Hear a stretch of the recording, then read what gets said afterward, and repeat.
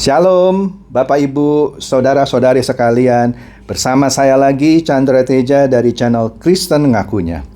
Channel yang membahas kekristenan murni, yang terbebas dari klinik dan pemahaman yang melenceng. Bagi Anda yang belum subscribe channel saya, silakan subscribe channel saya.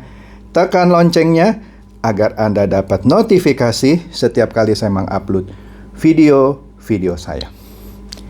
Oke, pada kesempatan kali ini saya akan membahas sebuah topik yang pada umumnya terjadi pada tidak sedikit orang Kristen. Ini fenomena yang menarik. Saya kasih judul Kristen Cengeng. Loh, kok Bapak seperti merendahkan orang Kristen? Oh, tidak dong. Saya sendiri orang Kristen, bagaimana mungkin saya merendahkan orang Kristen? Ya. Yang saya bahas adalah fenomena yang melenceng. Jadi begini, semua kita, apapun agama kita, ataupun kita tidak beragama, mengerti bahwa dunia tempat kita sekarang hidup, itu semakin lama pasti semakin sulit. Ya kan? Dan semakin tidak nyaman. Banyak hal-hal yang membuat kehidupan manusia terus-menerus bertambah sulit. Iyalah, cari uangnya tambah sulit, cari pekerjaan tambah sulit, semuanya tambah sulit. Nah, sehingga khotbah-khotbah yang mengajarkan kepada umat bahwa orang Kristen butuh campur tangan Tuhan karena semakin beratnya beban hidup di dunia ini, biasanya menjadi air penyejuk dahaga di gurun pasir. Iya dong, khotbah itu kan menghibur, ya kan? Tenang, kita perlu campur tangan Tuhan untuk menghadapi kehidupan yang sulit. Seperti mendapatkan air sejuk mendapatkan air sejuk pemuas dahaga di gurun pasir. Benar kan? Tidak terlalu salah sih, betul kita perlu campur tangan Tuhan. Tapi nanti dulu ya, kita lihat dulu sini. Ditambahkan pula bahwa anak-anak Tuhan bisa menghadapi dan melewati keadaan dunia yang sulit ini dengan mudahnya dengan campur tangan Tuhan. Ya, jadi seakan-akan orang Kristen punya hak istimewa, bisa menghadapi semua masalah dengan mudahnya dengan campur tangan Tuhan. Oke? Bahkan katanya orang Kristen dapat dihindarkan dari segala macam masalah dan kesulitan dengan campur tangan Tuhan itu. Ya. Oke, saya lanjut dulu nih. Sebenarnya yang saya katakan tadi tidak ada salahnya dengan campur tangan Tuhan. Ya, tentu kita perlulah campur tangan Tuhan, tapi yang seperti apa? Oke? Kita perlu campur tangan Tuhan yang seperti apa di dalam menghadapi kehidupan di dunia ini yang semakin sulit? Tentu perlu, tapi yang seperti apa?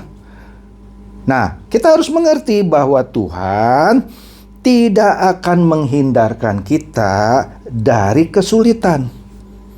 Akan ada kesulitan-kesulitan yang harus kita hadapi. Contoh sederhana, kita sedang ada di tengah-tengah pandemi COVID-19. Tentu ada sejumlah kesulitan kan? Ya, tidak dihindarkan tuh. Terus apakah Anda bilang Tuhan tidak campur tangan? Tidak. Oke, lanjut ya.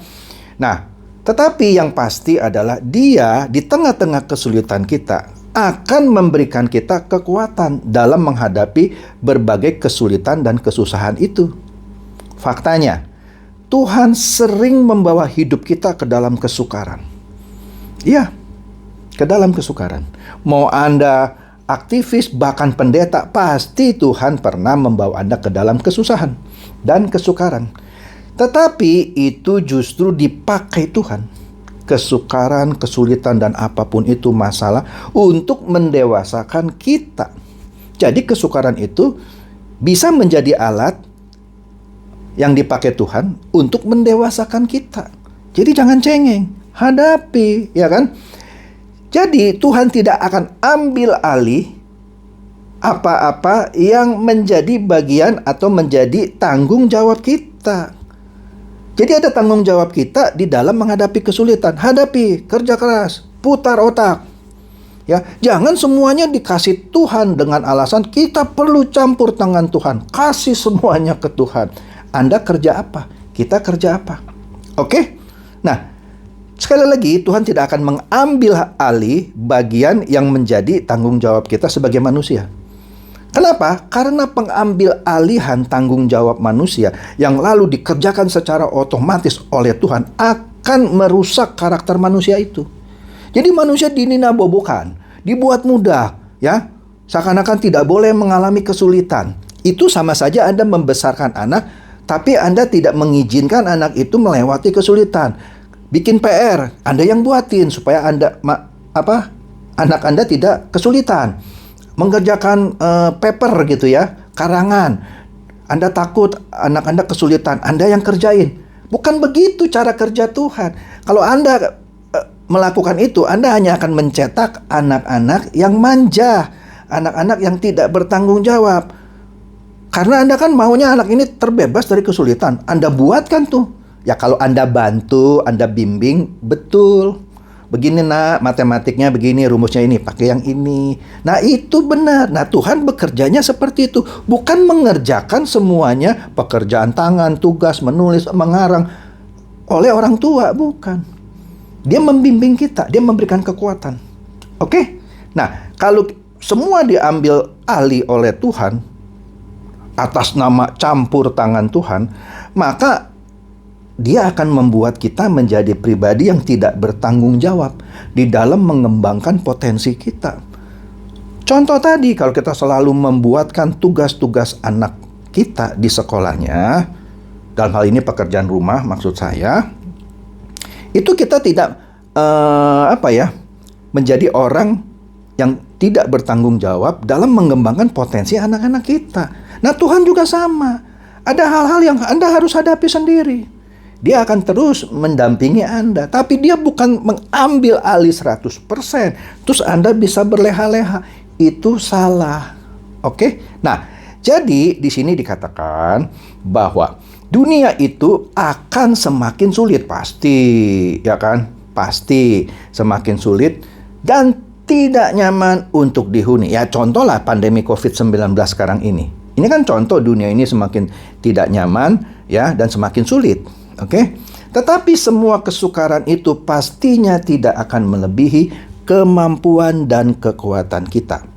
Itu sudah dikatakan Tuhan di 1 Korintus 10 ayat 13. Ya, dia tidak akan memberikan sesuatu yang melebihi kekuatan kita. Oke? Nah, tak jarang pula sering dikhotbahkan bahwa dalam menghadapi kesulitan kita harus lebih banyak berdoa. Gak salah juga sih. Berdoa itu adalah penting dan merupakan nafas hidup dari orang Kristen untuk berkomunikasi dengan Tuhan setiap harinya. Tetapi doa itu bukan sarana agar menyelesaikan masalah secara otomatis. Oke? Minta supaya hidup jadi mudah, bukan. Oleh karena itu tidak heran jika banyak orang Kristen sekarang ini ya yang memakai doa hanya sebagai sarana untuk mendapatkan kemudahan dalam menghadapi masalah hidup. Nah, sehingga orang Kristen itu tidak dilatih untuk memiliki gairah yang menyala-nyala menghadapi kesulitannya. Jadi dininabobokan, doa saja, minta campur tangan Tuhan. Memang Anda pikir kalau Anda rajin doa, minta campur tangan Tuhan, Tuhan turun tangan menyelesaikan semua masalah Anda secara otomatis? Dalam beberapa hal memang ada mujizat gitu ya. Kalau Anda sudah lakukan segala macam kekuatan Anda kerahkan akal budi Anda, dan sepertinya sudah tidak ada jalan keluar gitu ya.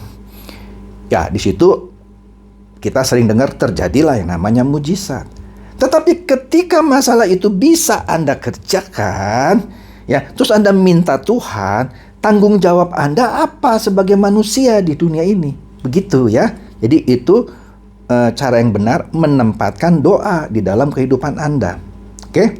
Nah, kemudian di sini kita perlu mencatat bahwa orang Kristen itu harus terus menyala-nyala semangatnya, bekerja rajin, kreatif, inovatif untuk mengatasi masalah. Ya.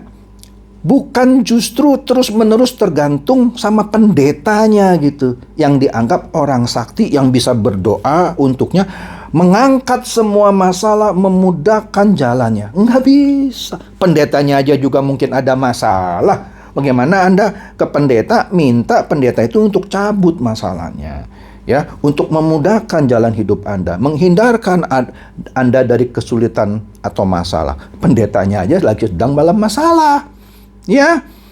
Oke, kemudian Anda juga menganggap pendeta itu doanya lebih manjur daripada doa Anda. Enggak, semua orang sama. Mau pendeta yang berdoa, Anda yang berdoa, sama aja. Jadi tidak ada tuh yang bilang, kalau doa mesti sama pendeta supaya lebih dikabulkan. Enggak, Anda bisa doa sendiri. Tuhan itu hanya sejauh doa. Enggak usah pakai calo. Ya tidak salah juga ya kalau Anda pertama kali nggak pede, jarang berdoa, minta tolong pendeta doakan, ya nggak salah. Tapi kalau setiap kali mau berdoa minta pendeta yang doakan, Anda sebenarnya bisa nggak sih berdoa? Kalau nggak bisa ya belajar, ya kan? Nah, oleh karena itu, kalau ini Anda lakukan terus-menerus, kita lakukan terus-menerus, akan membuat kita menjadi orang Kristen yang kurang bertanggung jawab dan tidak menempatkan dirinya secara pantas dan bijaksana. Berusaha keras tekun dan giat, ya, akan tidak menjadi prioritas bagi orang-orang Kristen yang selalu minta Tuhan campur tangan. Dia tidak akan mau bekerja keras untuk menyelesaikan masalahnya, karena dia pikir doa saja bisa kok Tuhan campur tangan selesaikan. Maka dari itu, hati-hati, ya kan? Nah, jadi jika gereja selalu membawa jemaat untuk menyelesaikan masalah-masalah dalam kesulitan hidupnya, jadi jemaat hanya diajarkan begini loh caranya berdoa untuk menyelesaikan masalah Anda, maka sebenarnya gereja itu menyesatkan. Oke? Gereja seharusnya mengarahkan jemaatnya itu kepada kehidupan yang berkenan kepada Allah. Kalau jemaat hanya dibiasakan untuk berfokus kepada kebutuhan jasmani, bukan kepada perkara-perkara surgawi, maka benarlah apa yang dikatakan oleh firman di 2 Timotius 4 ayat 3 sampai 4. 2 Timotius 4 ayat 3 sampai 4. Ayat itu berkata, "Karena akan datang waktunya orang tidak dapat lagi menerima ajaran sehat, tetapi mereka akan mengumpulkan guru-guru menurut kehendaknya untuk memuaskan keinginan telinganya." Dia maunya dengar yang enak-enak saja. "Mereka akan memalingkan telinganya dari kebenaran dan membukanya bagi dongeng." Jadi dia lebih suka dengar dongeng, doa supaya Tuhan memudahkan, supaya Tuhan mengangkat masalah Anda. Tapi Anda didongeng-dongeng tanpa dimotivasi untuk Anda juga bekerja, menyelesaikan bagian Anda. Inilah yang menyesatkan. Jadi dunia dengan segala kesulitan dan kesukarannya akan tetap ada. Nah, sebagai orang Kristen, kita harus bertanggung jawab dalam menghidupi kehidupan kita dengan keberanian. Jalani tanggung jawab kita, hadapi masalah, jangan cengeng. Ya, kalau kita mengatakan kita tidak dapat jalan sendiri supaya Tuhan mengambil alih tanggung jawab kita, berarti kita tidak memuliakan Dia dong. Maka semua masalah kita kasih Dia, semua masalah kasih Dia. Ya. Kurang uang, kerja lemburlah atau ngojek gitu ya, supaya dapat tambahan uang. Jangan kurang uang minta Tuhan, suruh kirim ke rekening kita. Ya nggak bisa coy, ya. Jadi hal ini tidak boleh terjadi dalam kehidupan Kristen. Kalau itu terus terjadi, sama saja Anda tidak memuliakan Tuhan, ya kan? Kita hambanya, Dia adalah majikan kita. Kita semua tercipta oleh Dia dan bagi Dia. Jadi kita harus memuliakan Dia. Kita berjalan bersama Tuhan, memberikan kita kekuatan untuk menghadapi kesulitan secara bertanggung jawab. Jangan cengeng, lapas semuanya ke Tuhan. Anda harus bertanggung jawab. Oke? Jadi, jangan jadi orang Kristen cengeng. Hadapi kesulitan itu dengan penuh tanggung jawab. Jangan dilepas semua, dilempar dengan doa ke atas gitu ya, supaya Tuhan campur tangan memudahkan. Bukan itu konteks campur tangan yang sebenarnya. Oke? Semoga ini mencerahkan Anda semua. Silakan share video saya ini kepada teman-teman, sahabat atau kerabat, supaya mereka juga boleh tercerahkan oleh video saya ini. Shalom.